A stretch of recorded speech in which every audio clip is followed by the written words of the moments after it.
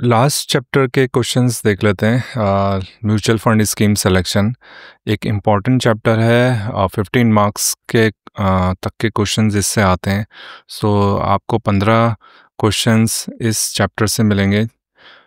काफ़ी scoring chapter है और इम्पॉर्टेंट चैप्टर भी है as an mutual fund distributor इस एग्ज़ाम को पास करने के लिए भी, और ये जानकारी रखने के लिए कि म्यूचुअल फंड स्कीम्स को कैसे सेलेक्ट करना है। चैप्टर के ऑब्जेक्टिव्स क्या हैं? Scheme selection based on investors need. Investors की क्या ज़रूरतें हैं, क्या प्रेफरेंस है, क्या उसका रिस्क प्रोफाइल है, उसके accordingly risk level in mutual fund scheme. So her mutual fund scheme में एक रिस्क लेवल होता है, उसके अकॉर्डिंगली ही म्यूचुअल फंड स्कीम्स को चूज़ करना। जैसे हम हायरार्की कहते हैं कि हाई रिस्क से टू लोअर रिस्क। सो इस तरह की अलग अलग हायरार्की होती हैं। Equity mutual fund, balance fund, aggressive funds और आपके डेट फंड्स में scheme selection based on investment strategy. So investment strategy कैसे है, एक्टिव है, पैसिव है, उसको देखते हुए इसमें स्कीम का रिस्क लेवल कैसे पता लगता है? रिस्कोमीटर से। सो रिस्कोमीटर जो है वो पहले चैप्टर 12 में था, इस वाले चैप्टर में था, जो अब चैप्टर 5 में चला गया है। सो रिस्कोमीटर जो है अब चैप्टर 5 में ज़्यादा इलेबोरेट करा हुआ है। Earlier this was in chapter 12, इसी चैप्टर में। सो इन्वेस्टमेंट स्ट्रैटेजीज, अलग अलग फंड्स के टाइप होते हैं: active, passive, open ended, close ended, multi cap, large cap, mid cap. तो एक उसके हिसाब से sector funds, thematic funds, funds की परफॉर्मेंस के बेस पे फंड्स का पोर्टफोलियो, उसका फंड की कितनी एज है, कब से फंड स्टार्ट हुआ है, अब तक कितने उसको महीने साल हो चुके हैं, फंड में कितना एसेट्स मैनेज कर रहे हैं, फंड में टर्नओवर कितना है, चर्निंग कितनी होती है, स्कीम के क्या खर्चे हैं जिसको टी या टोटल एक्सपेंस रेशियो कहते हैं। म्यूचुअल फंड का सिलेक्शन अलग अलग एएमसी के द्वारा और with in the same category. तो एक कैटेगरी अगर लार्ज कैप कैटेगरी का है तो उसमें अलग अलग एएमसी के म्यूचुअल फंड स्कीम को सेलेक्ट करना। Selecting option in mutual fund. So mutual fund में ऑप्शन जो होता है ग्रोथ और डिविडेंड का होता है। डिविडेंड में भी दो ऑप्शन होते हैं, एक होता है पे आउट और एक होता है री इन्वेस्टमेंट। इसको री इन्वेस्ट, दोबारा से इन्वेस्ट कर दिया उसी स्कीम में, राइट। और ये जो पे डिविडेंड नाम है, इसको अब कर दिया इनकम डिस्ट्रीब्यूशन कम कैपिटल विड्रॉल। अब इस ऑप्शन को कर दिया इस तरह से। और भी स्कीम्स होती हैं, इंटरनेशनल स्कीम्स होती हैं, फिक्स मैच्योरिटी प्लान्स होते हैं, ड्यूरेशन फंड्स होते हैं, floater funds, right, gold funds. तो ये सारी की सारी चीज़ें अलग अलग एजेंसीज होती हैं जो स्टार रेटिंग देती है। सपोज 5 स्टार रेटिंग दी है, 4 स्टार रेटिंग है। सो इसको आप देखते हो वैल्यू रिसर्च में, मॉर्निंग स्टार में, अलग अलग कंपनीज हैं। क्या क्या डूज एंड डोंट्स हैं, क्या चीज़ें करनी चाहिए सेलेक्ट करने के लिए, क्या चीज़ें नहीं करनी चाहिए, ये चीज़ें पता होनी चाहिए म्यूचुअल फंड स्कीम सेलेक्ट करने के लिए। Question number 1. Which of the following factors should an investor look at during the process of scheme selection? इसमें कौन सा प्रोसेस स्कीम सिलेक्शन के लिए है? क्या इन्वेस्टर्स की need? Yes. Risk profile, age of the investor. So all of the above is the right answer for this question. So scheme selection must align with investors की क्या need है, क्या ज़रूरतें हैं उसको, किस लिए वो इन्वेस्टमेंट्स कर रहा है, रिस्क प्रोफाइल क्या है, क्या वो high risk, moderate, low risk. It depends on the age of the investors and the requirement. ठीक है, एज भी इम्पोर्टेंट रोल रखती है इन्वेस्टर्स का. Investors in the same age group may have different financial goals. So same age group के investors, suppose को 30 years का कोई इन्वेस्टर्स है, राइट, ए एंड बी, दे उनके अलग अलग फाइनेंशियल गोल्स हो सकते हैं. So this statement is true. अगर यहाँ पे सेम लिखा होता, सिमिलर, सेम, तब ये फॉल्स होता. Which of the following scheme categories would be considered the least risky in terms of credit risk? Credit risk क्या होता है, इसमें हमें कम रिस्की वाला स्कीम बताना है सेम कैटेगरी में। क्रेडिट रिस्क को हम डिफ़ॉल्ट भी कहते हैं कि कोई डिफ़ॉल्ट कर जाए। डिफ़ॉल्ट किसका? जब भी हम डेट में इन्वेस्टमेंट्स करते हैं तो उसमें डिफ़ॉल्ट एक तो पेमेंट ऑफ इंटरेस्ट, जो इंटरेस्ट की पेमेंट है उसमें डिफ़ॉल्ट हो सकता है, या आपका प्रिंसिपल जो अमाउंट इन्वेस्ट करा है, कैपिटल इन्वेस्ट करा है, वो ही रिपे नहीं करा। So that is called the credit risk. तो क्रेडिट रिस्क फंड में सबसे ज़्यादा होगा, कॉर्पोरेट बॉन्ड फंड में भी होगा क्योंकि कॉर्पोरेट में कोई भी कंपनी डूब सकती है, डायनेमिक बॉन्ड फंड में भी होगा। गिल्ड फंड को हम गवर्नमेंट सिक्योरिटीज़ में इन्वेस्टमेंट्स करते हैं, गवर्नमेंट बोरो करती है, राइट। तो ये सबसे कम इसमें क्रेडिट रिस्क होता है, या हम कह सकते हैं ज़ीरो क्रेडिट रिस्क।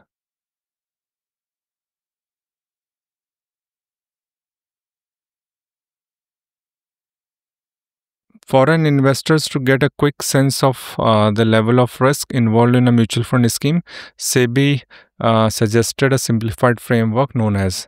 सो इन्वेस्टर्स के लिए जो लेवल ऑफ रिस्क है किसी भी म्यूचुअल फंड स्कीम में, वो कैसे पता लग सकता है? क्या riskometer, risk factor, fact sheet, या इन्वेस्टर रिस्क प्रोफाइल? सो इन्वेस्टर रिस्क प्रोफाइल भी नहीं है, रिस्क फैक्टर भी नहीं है, फैक्ट शीट भी नहीं है रिस्क को चेक करने के लिए। रिस्कोमीटर, सो एक रिस्कोमीटर होता है, ग्राफिकल रिप्रेजेंटेशन होता है, इसमें अलग अलग 6 तरह के रिस्क रहते हैं जो लो से वेरी हाई तक दिखाते हैं, राइट। रिस्कोमीटर किसी भी पैरामीटर में हो सकता है।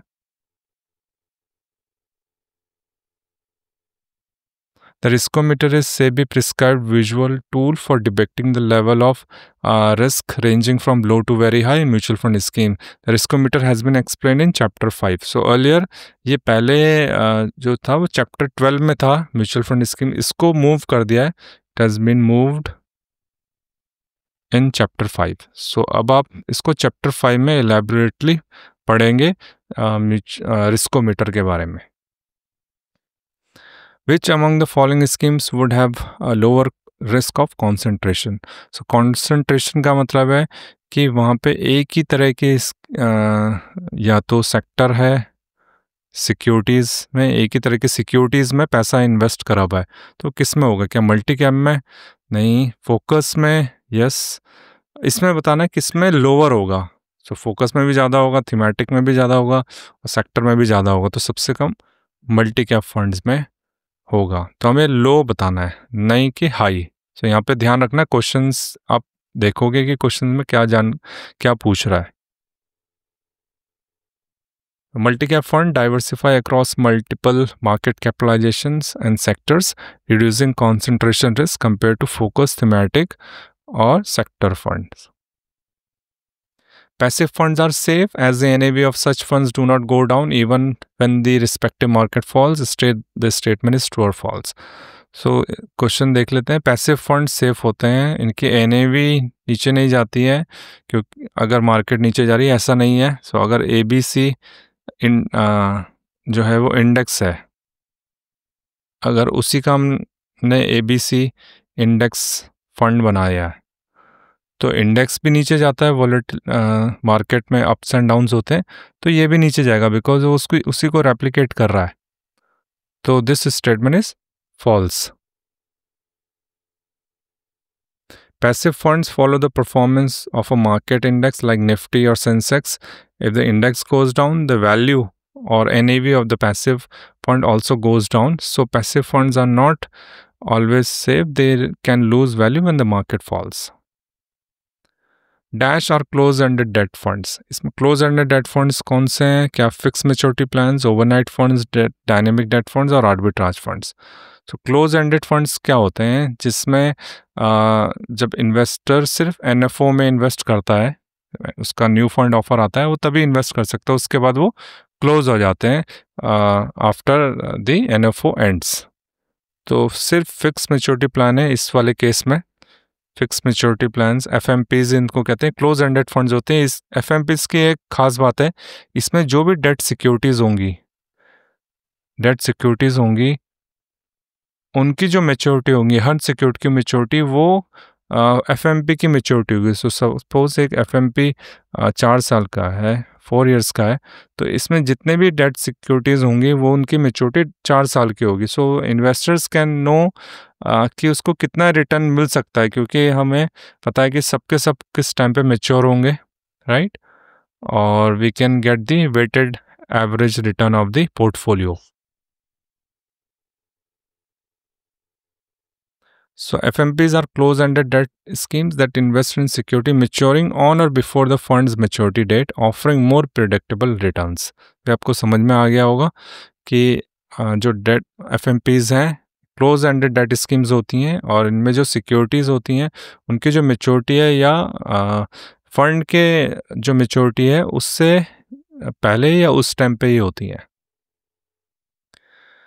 Floating rate debt securities tend to hold their investments even if the market rates fluctuate. State whether this statement is true. So floating rate debt securities क्या होती हैं? ऐसी सिक्योरिटीज़ जिसमें इंटरेस्ट रेट फ्लक्चुएट करता है। ऐसी डेट सिक्योरिटीज़ जो market के इंटरेस्ट रेट से फ्लक्चुएट करता है, तो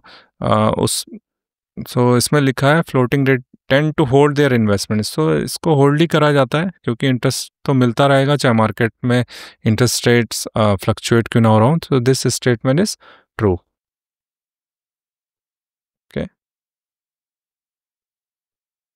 floating rate debt instrument adjust their interest payout based on market rates, helping them retain value even when the interest rate changes.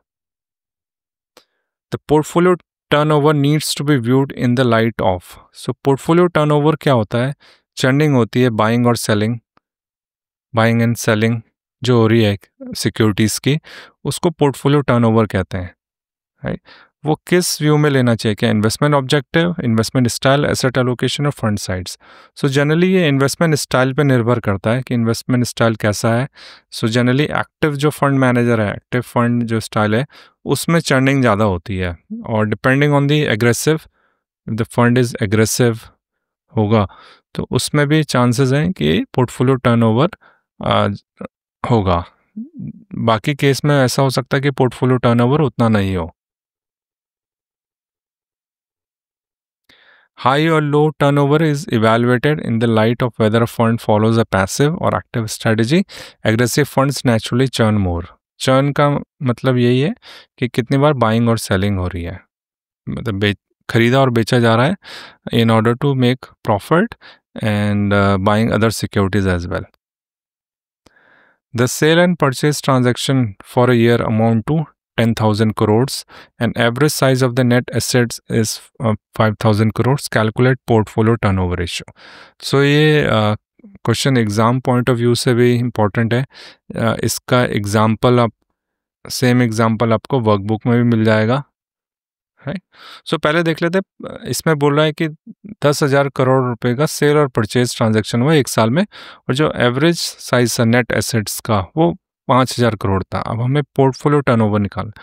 Simple इसमें कैलकुलेशन क्या करनी है, जो परचेज और सेल है उसको न्यूमरेटर में रखना है, 10,000 divided by 5,000, so the value comes 2। तो दो जो नंबर है 2, और we call also 200% is a portfolio turnover ratio.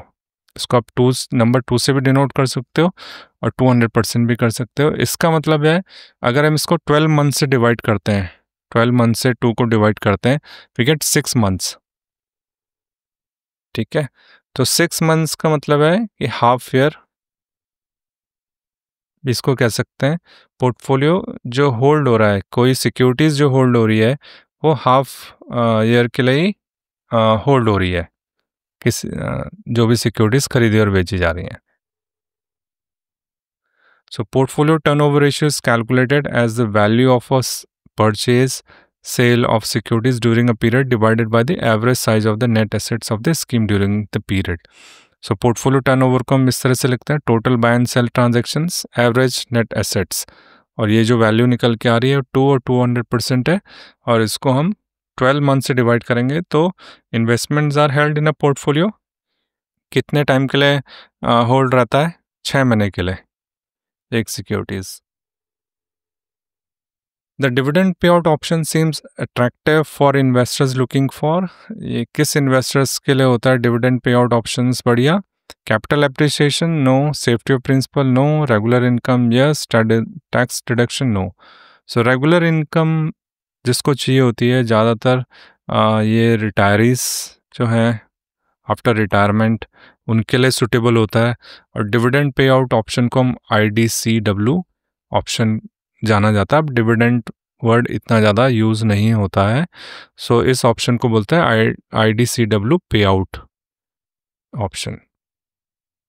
इस ऑप्शन में जो भी डिविडेंड डिक्लेयर होता है उस स्कीम का, वो इन्वेस्टर्स को उसके बैंक अकाउंट में अमाउंट मिल जाता है।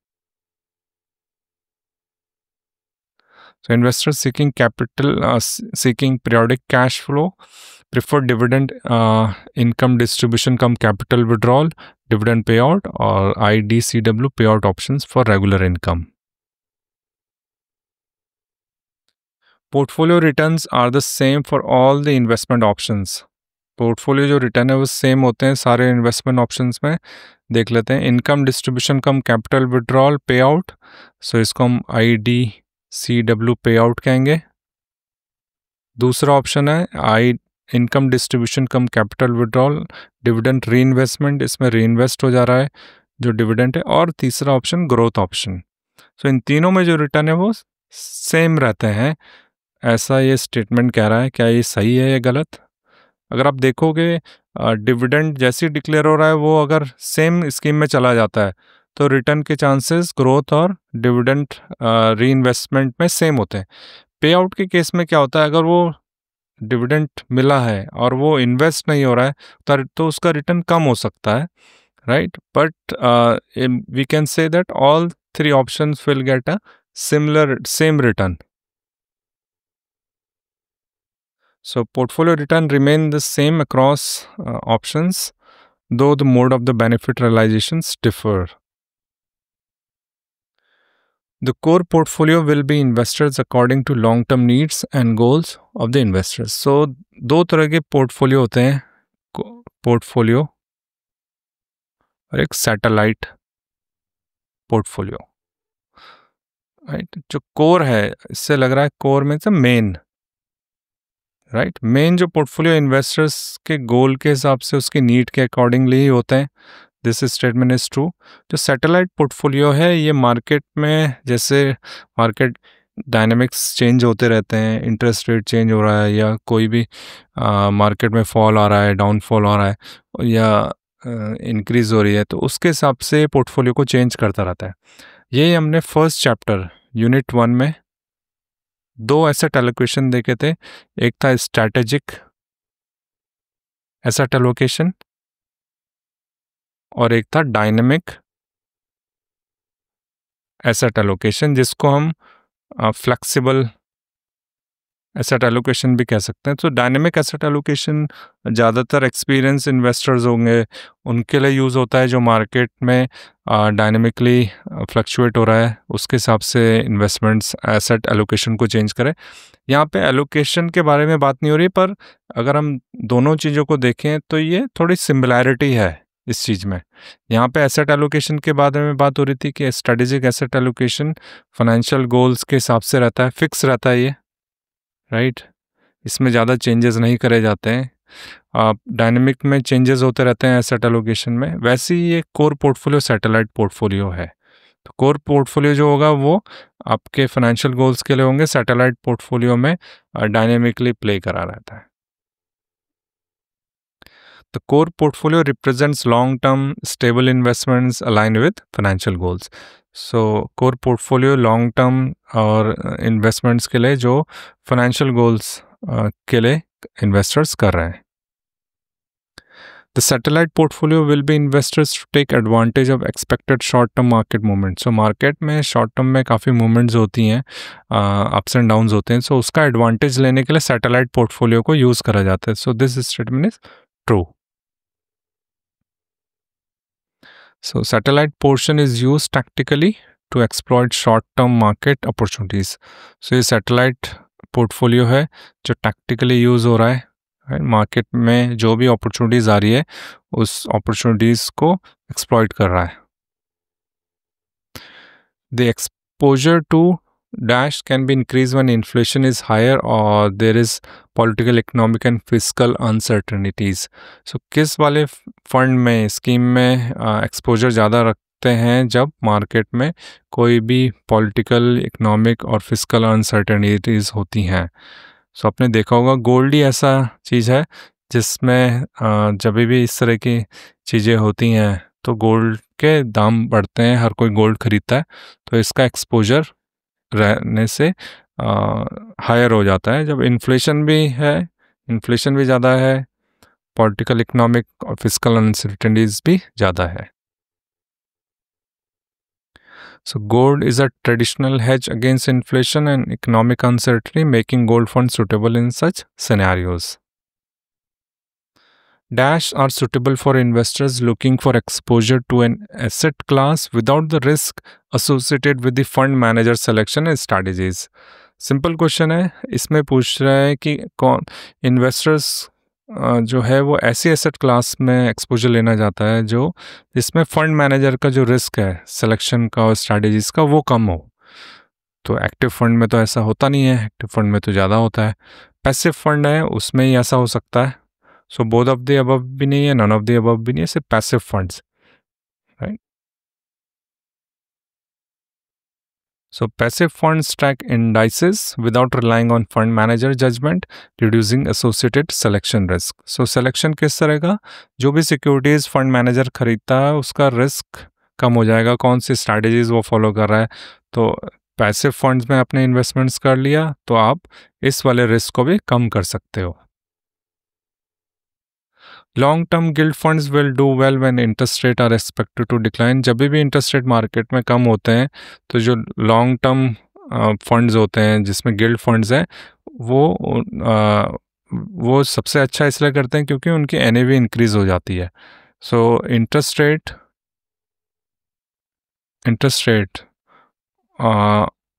और बॉन्ड के जो प्राइसेस हैं, बॉन्ड प्राइसेस इन्वर्सली प्रोपोर्शनेट होते हैं। सो अगर हम बॉन्ड इंटरेस्ट रेट कम होंगे तो बॉन्ड प्राइसेस की वैल्यू ज़्यादा होगी। So gilt fund benefit when interest rate decline as a bond price, especially in long duration funds. Equity markets are more predictable in long term than short term. So equity market को हम long term में ज़्यादा predict कर सकते हैं rather than short term. This statement is true क्योंकि short term में काफ़ी volatility होती है और long term में हमें पता होता है कि इतना market rise कर सकता है। So our long term equity returns tend to even out volatility, making them more predictable than in the short term. Ratio calculated based on churning of the portfolio by the mutual fund scheme is called. हमने पहले भी देखा है, इसके बारे में हमने discussion करा हुआ है। ये कौन सा रेशियो होगा, क्या portfolio liquidity, portfolio churning ratio, portfolio turnover ratio, कोई सा भी। तो the correct answer is option C, portfolio turnover ratio में हम जो पोर्टफोलियो में जो चर्निंग हो रही है उस रेशियो को कैलकुलेट करते हैं। This ratio indicates how frequently the fund buys and sells its holding annually. Arbitrage funds are not meant for equity risk exposure. So, जो arbitrage fund है वो equity risk exposures उसमें नहीं रहता है। कैसे? क्योंकि arbitrage funds जो होते हैं वो मार्केट में प्राइस डिफरेंस को ये कभी भी होल्ड नहीं करते हैं उस सिक्योरिटीज़ को। So this statement is true. Arbitrage funds exploit price differences in different markets, aiming to eliminate equity risk through hedging. So hedging करके ये उस रिस्क को भी कम कर देते हैं। The comparable for a liquid scheme is, liquid scheme को हम किस से कंपेयर कर सकते हैं? क्या इक्विटी से? नो। बैलेंस स्कीम से? No. Saving bank account? Yes. Gilt fund? No. So gilt fund long term के लिए होता है, सेविंग अकाउंट जो है वो लिक्विड स्कीम से हम इसको कंपेयर कर सकते हैं। So we are only comparing it, right. Liquid schemes some similar purpose as saving account, preserving capital and offer liquidity. So liquidity है, कभी भी आप इसको इनकैश कर सकते हो, वैसे लिक्विड फंड में भी होता है. उसका मेन पर्पस होता है कि आपका कैपिटल प्रिजर्व रहे और लिक्विडिटी कभी भी आप उसको इनकैश कर सकते हैं. Calculate the average holding period if the portfolio turnover ratio is 50%. अब हमें ये बताना है कि 50% अगर पोर्टफोलियो टर्नओवर रेशियो है तो एवरेज होल्डिंग पीरियड कितना रहेगा. सो अगर हम इसको 12 से 50% का मतलब 0.5, राइट. जब हमने देखा था 2 था, जो 2 वैल्यू आई थी उसका मतलब था 200%. 1 होता तो 100% कहते हैं. 50 है तो इस 1 का हाफ 0.5 50%. तो इसको अगर आप डिवाइड करो तो कितना नंबर आएगा 24. सो ये मंथ्स है. सो 24 months will be the right answer. तो यहाँ पे मंथ्स की जगह ईयर्स लिखा हुआ. सो इसको हम इक्वल टू 24 मंथ्स भी कह सकते हैं. सो पोर्टफोलियो टर्नओवर रेशियो को अगर ये 50% का मतलब क्या है, इसको हमें पहले परसेंटेज को हटाना होगा, राइट. इसको 0.5 करना होगा. पहले आपको ये देखना होगा नंबर क्या कह रहा है, क्योंकि आपने प्रीवियसली इस क्वेश्चंस को करा है, तब इसको उससे कंपेयर कर सकते हो उस क्वेश्चंस को और ज़्यादा अच्छे ढंग से एनालाइज कर सकते हो कि what does 50% portfolio turnover ratio means, right.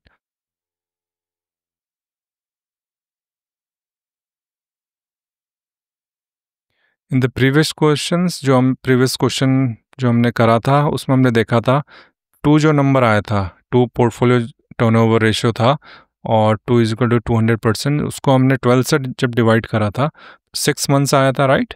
उसी तरीके से अगर हम इसको 0.5 को करेंगे तो 24 मंथ्स आ जाएगा, 2 ईयर्स. दूसरा एक और मेथड है, एवरेज होल्डिंग पीरियड अगर आपको निकालें 1 divided by portfolio turnover ratio कर दोगे तो सेम आएगा.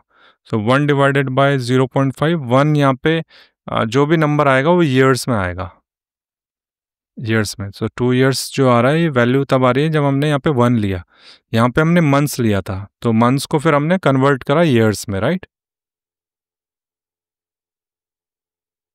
विच fund has the highest risk, इसमें से किस में सबसे ज़्यादा हाईएस्ट रिस्क होगा, क्या index fund, balance fund, arbitrage fund या सेक्टर फंड. सेक्टर फंड में क्योंकि हम एक ही सेक्टर में इन्वेस्टमेंट्स कर रहे हैं तो इसमें सबसे ज़्यादा रिस्क इसी में होगा. So sector funds invest in a single sector lacking diversification, thus carry highest risk if the sector underperforms. So diversification तभी हो सकता है जब हम एक ही तरह की सिक्योरिटीज़ में पैसा नहीं लगाएं, इसीलिए सेक्टर फंड में ज़्यादा रिस्क है. So that's the end of the chapter wise series of an ISM 5A examination. So hope आपको ये सेशंस पसंद आया होगा. Please like the video and share it amongst others. Thank you very much.